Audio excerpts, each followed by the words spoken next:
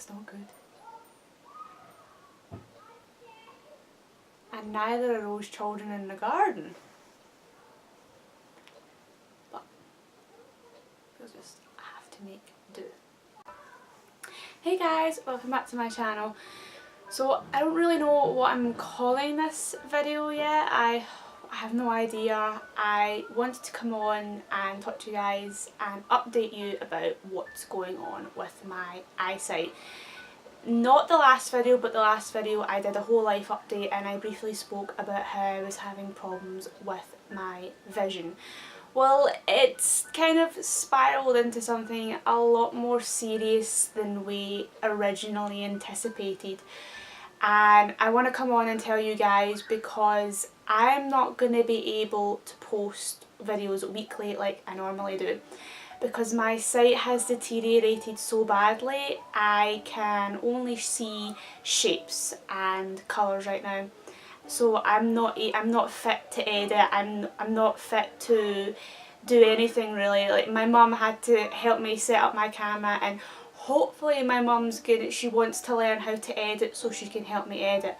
But I can't be asking my mum to help me constantly all the time. So I just wanted you guys to understand that I'm still going to be doing YouTube. I'm not giving up. You know, I'm not giving up. Even if I go blind, I will not give up on my YouTube channel. I love it and I will not have that taken away from me.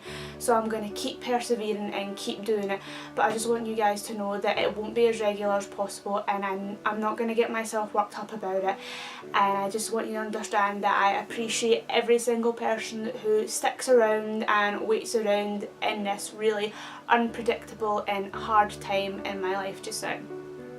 I'm going to give you a bit of backstory. If you've already watched the life update, you probably should, because that is the backstory. So if you haven't watched that video, please go watch it, because I can't be bothered explaining it, because I feel this video is going to be long enough.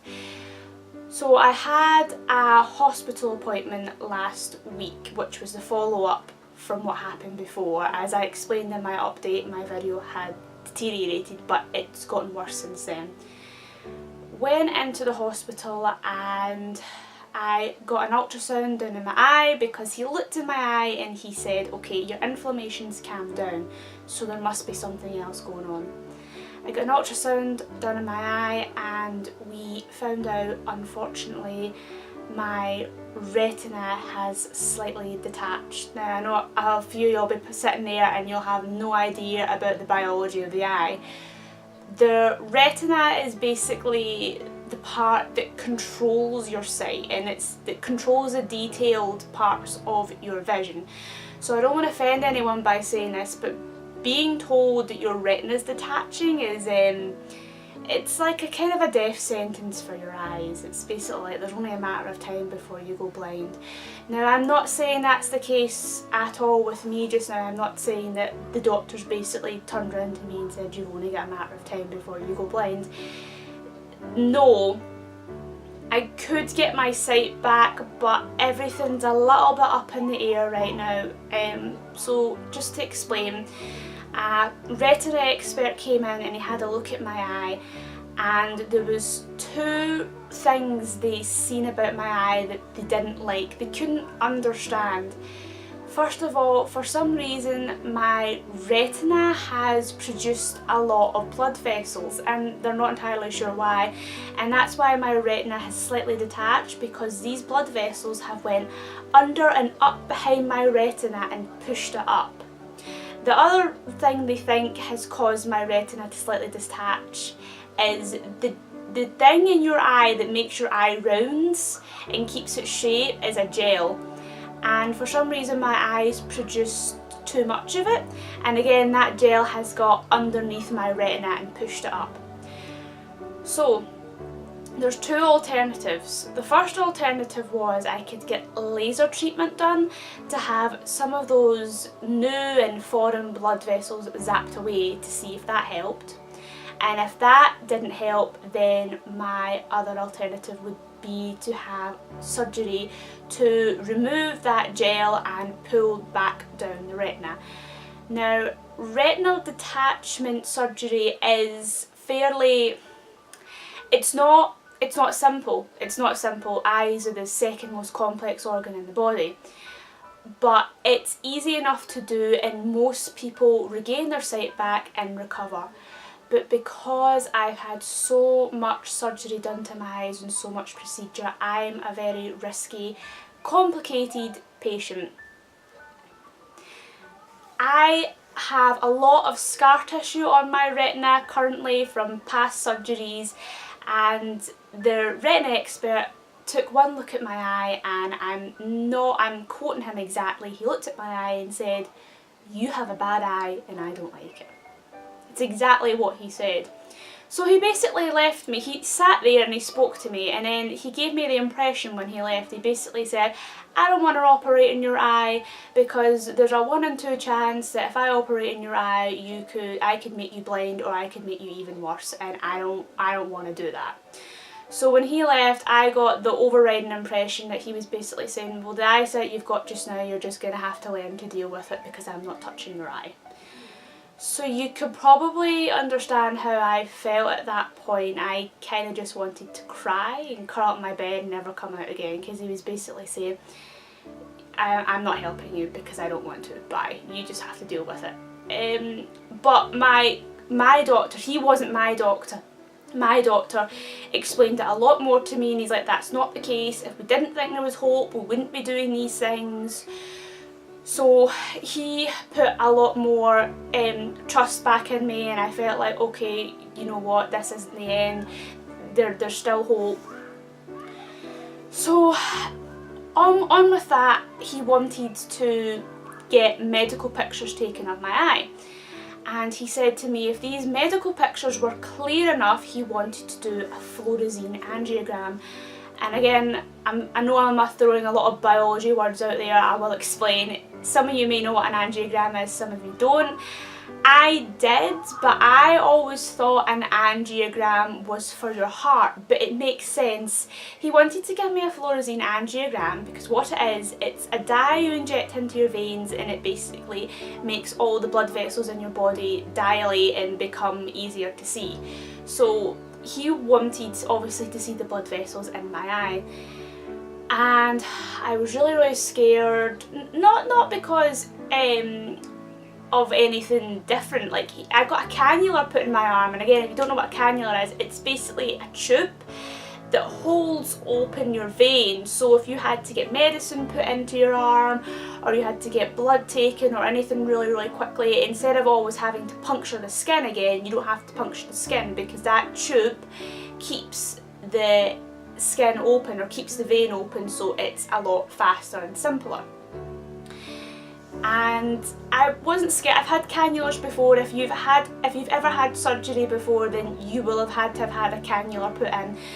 I was really scared because I had to sign away for the fluorescein angiogram, because there was a 1 in every 3,000 people take allergic reactions to an angiogram, and I never had one before, so I didn't know what to expect.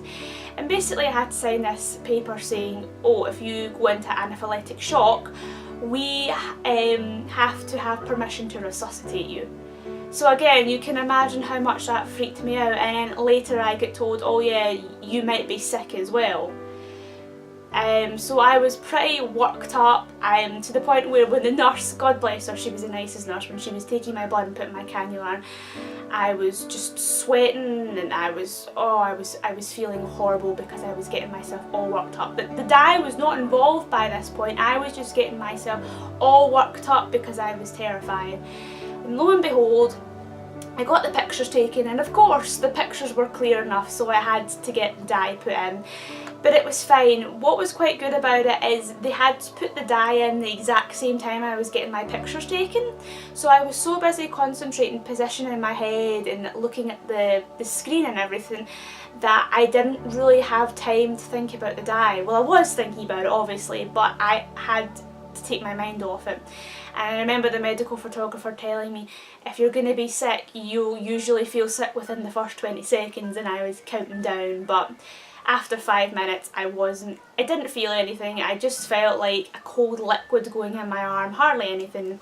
And my doctor said to me, are you fine? And I was like, yeah. And he goes, well, you're fine now, you're not going to be sick, because if you were going to be sick you would have been sick now. And I was like, great. So I got that done, and then they decided to go ahead and give me laser treatment, which basically is to zap, blow up, destroy, whatever you want to call it, these extra blood vessels that have just popped up. Now I know it sounds really grim, but honestly the whole procedure was really relaxing and not as brutal as you'd think. So I get taken into a room that my dad wasn't allowed to come with me in case, because it is laser treatment, so if the light escapes and it accidentally bounced off his eye, you know, we don't want his corneas getting burned out or something. But literally he put a big lens in front of my eye, which wasn't the most comfortable thing in the world. It wasn't painful, but it wasn't comfortable. It was kind of like, ooh, and then that was it. But by the time the lens was in and you made that noise, it was done. It was as done as soon as it was in. And I could see what I can describe was a kind of green grass colour. And then every time he pushed a button, I'm assuming to blow up the blood vessel, I could see a lime green flash. And I said to myself I was going to count how many times I seen that lime green light to see how many blood vessels he was getting rid of, but I lost track. It was definitely about 30 plus times, and it got me thinking, how many blood vessels are actually in your eye? Like, how complex, like for such a small organ they can cram so much into one tight little space. So that's where I've been left at just now. Today I'm filming this on Saturday and my appointment was just last Tuesday there, so it hasn't been a week, but it's almost been a week since I was there. So I have to go back in 2 weeks time, which is the 14th of June, and I will see what's what. If the laser treatment isn't successful, then I honestly think my only other alternative would be to go down the surgery route, which is a big risk because, like I said at the start, there's a 1 in 2 chance I could come out even worse than I already am. But it's like the whole belly button piercing situation again, isn't it? I can sit here and think, what if, and I'll never be happy unless I just go for it. I am a bit of a risk taker, but you can't, especially me with my eyesight, I can't just sit and just think about what ifs. I have to take it. If I'm being offered something, I have to just dive in, and you know, if it doesn't work out, it's like my belly button. I will come out strong and I will figure out a situation and I will get to grips with my life. I'm having to get to serious grips with my life right now, considering I have lost about 30 to 40% of my vision in the space of a month, which doesn't sound that bad, but it's honestly, I can't describe it. I never thought for the life of me, you know, people used to say to me, if you could lose any one of your senses, what would it be? And I used to always say sight, because I was already halfway there. I'll never say that again, ever, because there's a big difference from having sight and being able to live a normal life to being completely blind. Some people wake up one morning having been fully sighted and then blind, and I don't know how anyone can ever do that, because I'm struggling so much right now, and I'm in a better place than these people have been, because I already had visual problems to begin with, so I'm just getting emotional thinking about it, sorry. Talk about Mr. Cloud over here. I don't want to point because the camera's backwards, but I don't know if you can see a little blue cloud in my background. I just got him today. I was at IKEA and I just wanted to say he is the reason why I'm sitting on my bed and I'm filming today, because my channel is called BlueCloud and he is a blue cloud. My dad's seen him and he pointed me out to me, and when I seen him I nearly cried, because I felt that it was fate that I found him, because last night I was trying to edit my haul, which should be up by now, and I was getting all frustrated because I couldn't see, and I feel that this is the universe's way of saying, no Rachel, you might be losing your sight, but that doesn't mean you should give up on your YouTube channel. So Mr. Cloud over there, he is now like my mascot of my channel, and he means a lot to me, and he's the reason I am sitting here and I'm filming now. So I understand this was a really deep video, I'm sorry about that guys, but I will keep you updated on my eyesight, and I have another haul for you coming soon, so don't worry, it's not going to be all deep dark videos. I've got some nice light-hearted ones as well. So I'll talk to you again then guys, bye!